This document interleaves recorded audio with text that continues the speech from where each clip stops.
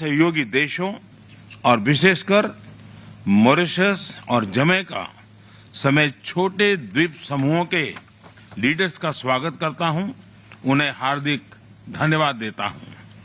मैं UN secretary general का भी आभार व्यक्त करता हूं कि उन्होंने इस लॉन्च के लिए अपना बहुमूल्य समय दिया। एक्सेलेंसी, पिछले कुछ दशकों ने सिद्ध किया है कि क्लाइमेट चेंज के प्रकोप से कोई भी अछूता नहीं है, चाहे वो विकसित देश हो या फिर प्राकृतिक संसाधनों से धनी देश हों, सभी के लिए ये बहुत बड़ा खतरा है। लेकिन इसमें भी क्लाइमेट चेंज से सबसे अधिक खतरा small island developing states seeds को है। ये उनके लिए जीवन मृत्यु की बात है, ये उनके अस्तित्व के लिए चुनौती है। क्लाइमेट चेंज की वजह से आई आपदाएं उनके लिए सचमुच प्रलय का रूप ले सकती हैं। ऐसे देशों के क्लाइमेट चेंज न सिर्फ उनके जीवन की सुरक्षा के लिए बल्कि उनकी अर्थव्यवस्था के लिए भी बड़ी चुनौती है। ऐसे देश टूरिज्म पर बहुत निर्भर हैं, लेकिन प्राकृतिक आपदाओं के चलते टूरिस्ट भी उनके पास आने से घबराते हैं। फ्रेंड्स, वैसे तो सीड्स देश सदियों से नेचर के साथ समन्वय में जीते रहे हैं।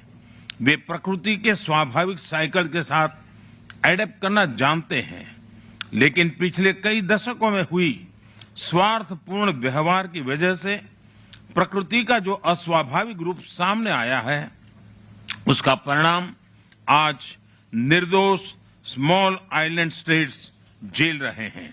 और इसलिए मेरे लिए सीडीआरआई या आईरिस सिर्फ एक इंफ्रास्ट्रक्चर की बात नहीं है, बल्कि ये मानव कल्याण के अत्यंत संवेदनशील दायित्व का हिस्सा है। ये मानव जाति के प्रति हम सभी की कलेक्टिव जिम्मेदारी है। ये एक तरह से हमारे पापों का साझा प्रायश्चित भी है।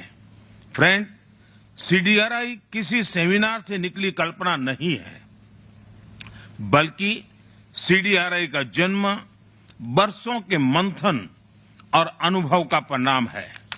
छोटे द्वीप देशों पर मंडरा रहे क्लाइमेट चेंज के खतरे को भांपते हुए भारत ने पैसिफिक आइलैंड और कैरिकॉम देशों के साथ सहयोग के लिए विशेष व्यवस्थाएं बनाई। हमने उनके नागरिकों को सोलर तकनीकों में ट्रेन किया, वहां इंफ्रास्ट्रक्चर के विकास के लिए निरंतर योगदान दिया।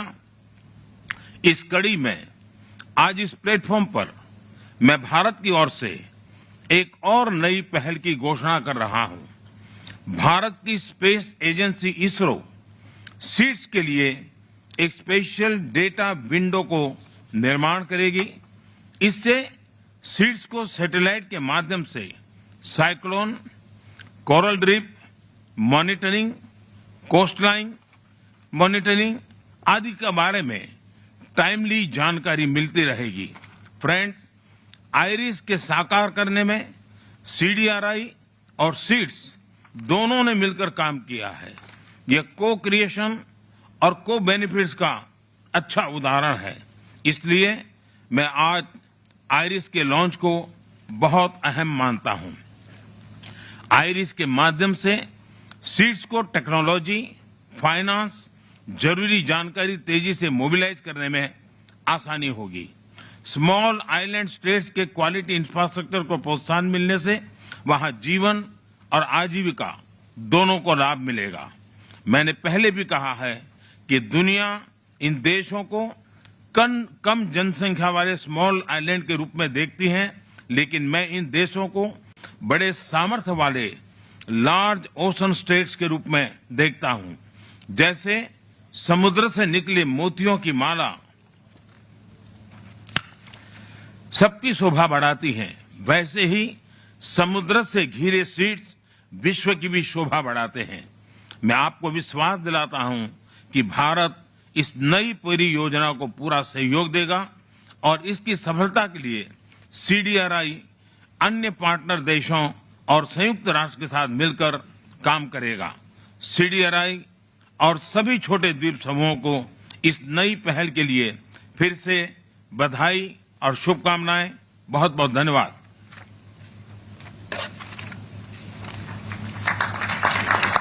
All right, that's Prime Minister Narendra Modi, all set to launch a key India-led initiative to boost infrastructure in small island nations. Prime Minister Modi, and thank you.